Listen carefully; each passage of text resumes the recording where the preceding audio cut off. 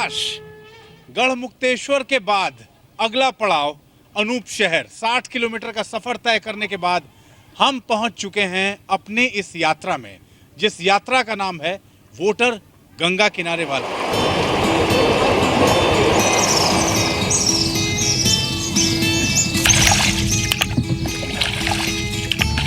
गंगा की लहरों से आबाद ये छोटी काशी है।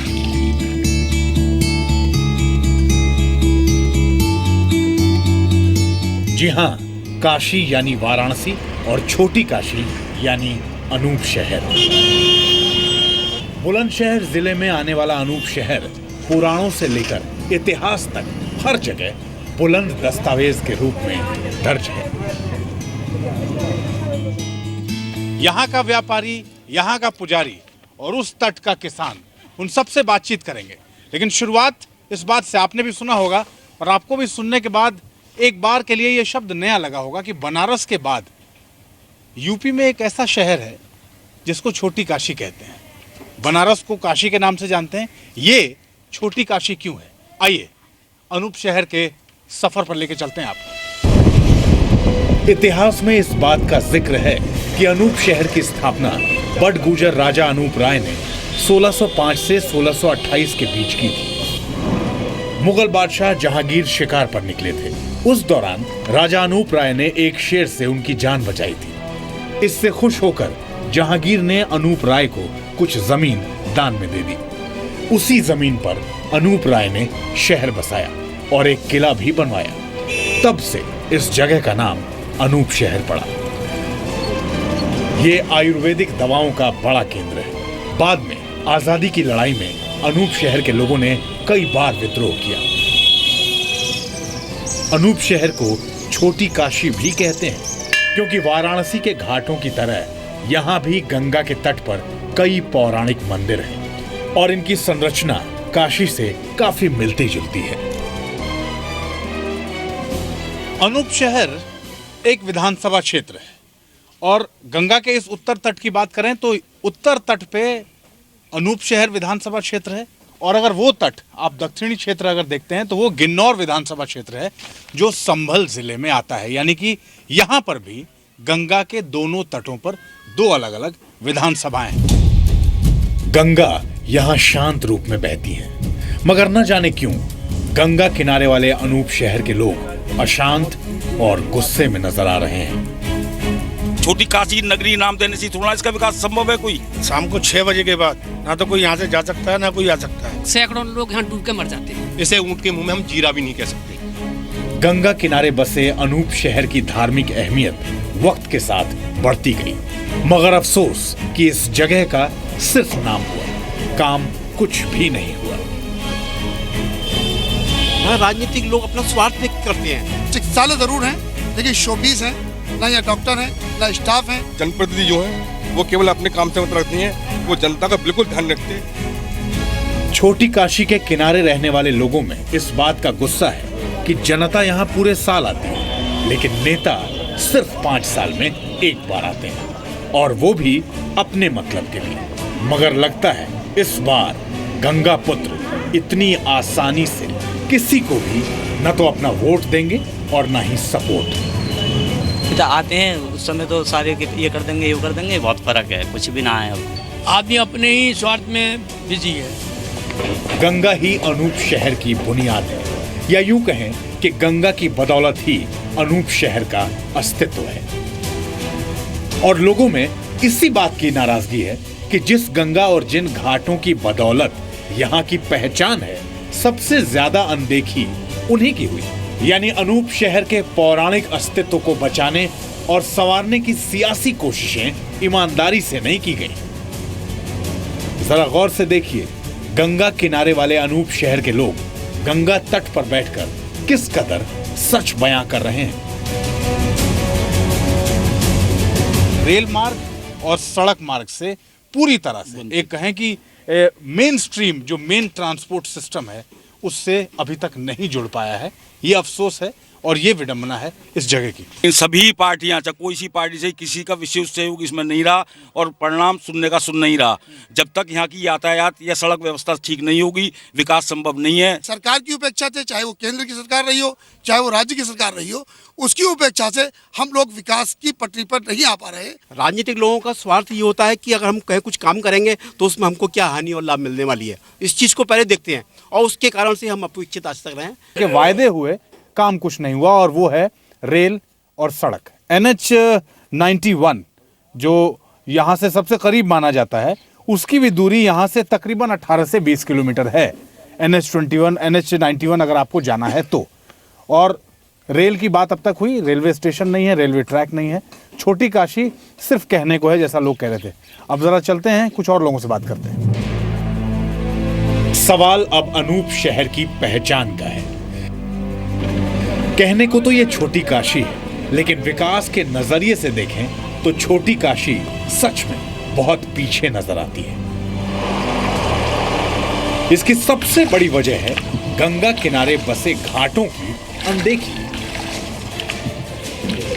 तमाम डेडलाइन के बावजूद अधूरे वादे, गंगा के नाम पर सियासत होती है। नेता यहां आकर मां गंगा का आशीर्वाद लेते हैं, भक्त भगवान और वोटर्स को खुश करने की कोशिश करते हैं और फिर पलट कर नहीं देखते। इसलिए यहाँ के तमाम कारोबार तक ठप हो चुके हैं। गंगा किनारे वाले अनूप शहर के वोटर नेताओं की बेरुखी से बहुत खफा हैं।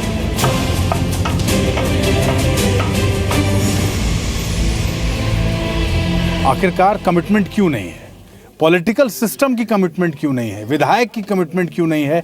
सांसद की कमिटमेंट क्यों नहीं है इस बात को लेके कि अगर चाहें तो विकसित कर सकते हैं, लेकिन विकसित करते क्यों नहीं? जनप्रतिनिधि हैं, वो इस जगह के लिए ध्यान नहीं देते हैं बिल्कुल भी। अगर वो चाहें तो इसको खूब अच्छी तरह डेवलप कर सकते हैं। आज तक एक निवास ग्राउंड यहाँ पे नगर पालिका के द्वारा, विधायक जी द्वारा नहीं बनाया। यहाँ साधन ही नहीं है जी अनूप शहर से, क्योंकि यहाँ जो बसें लगी हुई हैं, स्टैंड नहीं है, रोडवेज का स्टैंड भी नहीं है यहाँ। कोई पैसा आज तक एक भी पैसा नहीं मिला है। बार बार लिखा जाता है। बराबर में महेश शर्मा जी हैं, पर्यटन मंत्री हैं, आपके चैनल से मैं उनसे मांग करता हूं, अनुरोध करता हूं कि इसको पर्यटक क्षेत्र घोषित कर दें। पिछले 2 टर्म से बीएसपी के विधायक यहाँ से चुने जा रहे हैं।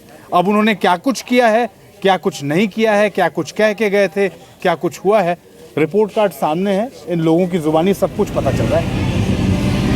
गंगा किनारे बसे अनूप शहर की ऐतिहासिक खूबसूरती लोगों को बहुत आकर्षित करती है, मगर हैरानी की बात यह है कि यहाँ आने वाले हजारों लाखों श्रद्धालुओं के रुकने का कोई इंतजाम नहीं है। धार्मिक टूरिज्म के लिहाज से अब तक बहुत कुछ बदल जाना चाहिए था, लेकिन हकीकत आपके सामने है। गंगा के तट पर होटल तो दूर, एक जर्जर टीन शेड है और यही है यहां आने वाले श्रद्धालुओं का ठिकाना।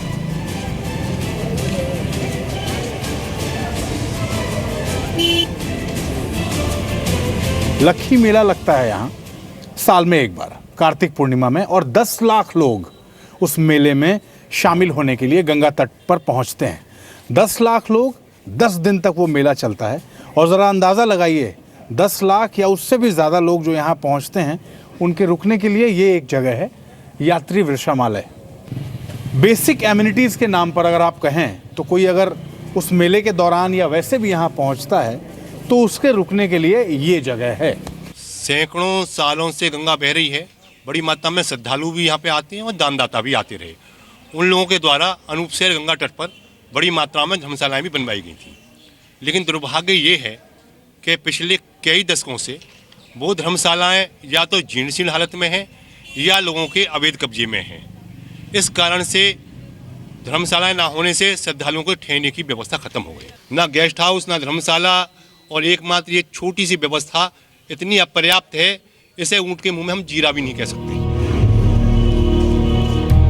अनूप शहर में गंगा के रास्ते कई छोटे बड़े कारोबार चलते थे। लकड़ी से लेकर रोजमर्रा की जरूरत की चीजें नदी के रास्ते लाई और ले जाई जाती थी, मगर वक्त के साथ सब कुछ खत्म होता चला गया, क्योंकि गंगा तट पर बसे अनूप शहर को बुनियादी तौर पर विकसित बनाने के लिए जो कोशिशें हुई वो नाकाफी हैं।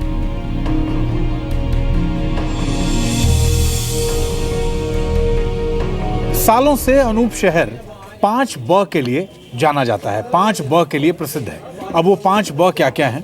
बांस, बान, बुरा, वैद्य और बड़ा। इसमें से 2-3 शब्द ऐसे होंगे जिनसे आप परिचित नहीं होंगे। अब ज़रा वो आपको बता देते हैं। बांस आपको पता है, बान मतलब होती है रस्सी। बुरा एक यहाँ चीनी गुड़ का भुरभुरा हम कहें तो बुरा उसको कहते हैं। वैद्य मतलब चिकित्सक। और बड़ा, यहाँ मक्खन बड़ा फेमस है। तो ये 5 ब अनूप शहर की पहचान रहे हैं। और उसमें से सोचिए पहला नाम आता है बांस का। बांस का उद्योग, लकड़ी का उद्योग सदियों से यहाँ चलता आ रहा है। लेकिन क्या वजह है कि धीरे धीरे ये उद्योग अब खत्म होने की कगार पर है? अब तो कुछ भी नहीं है इस मंडी में, कुछ नहीं है, कुछ नहीं है सर, खत्म हो गया, बिल्कुल खत्म हो गया। अच्छा, पास में ही यहाँ बांस मंडी भी थी? हाँ, लोग बताते हैं थी एक बांस मंडी, बहुत लगा करती, बहुत बहुत दूर का आदमी आता था। अब उल्टे बांस लेके आना पड़ता है हमको बाहर से। यहाँ खत्म हो गया सब व्यापार। मंडी जो एक वक्त में भरी पूरी मंडी हुआ करती थी, अब धीरे धीरे हालत ये है कि ये लकड़ियाँ जो यहाँ लोग खरीदने के लिए आते थे, अब यहाँ के व्यापारी बाहर से खरीद के यहाँ लाते हैं इसको बेचने के लिए। तो काले खां जैसे लोगों ने अब ये तय किया है इस बार कि अब तक तो हिसाब नहीं मांगा, इस बार हिसाब ज़रूर मांगेंगे कि आप कहते तो हर बार बहुत कुछ हो, हमारे लिए भी तो कुछ करो। ठीक है। धार्मिक लिहाज से अहमियत रखने वाले अनूप शहर में गंगा किनारे सैकड़ों लोग छोटे छोटे रोजगार से जुड़े हैं। लोगों का दावा है कि बहुत साल से यहाँ कुछ भी नहीं बदला।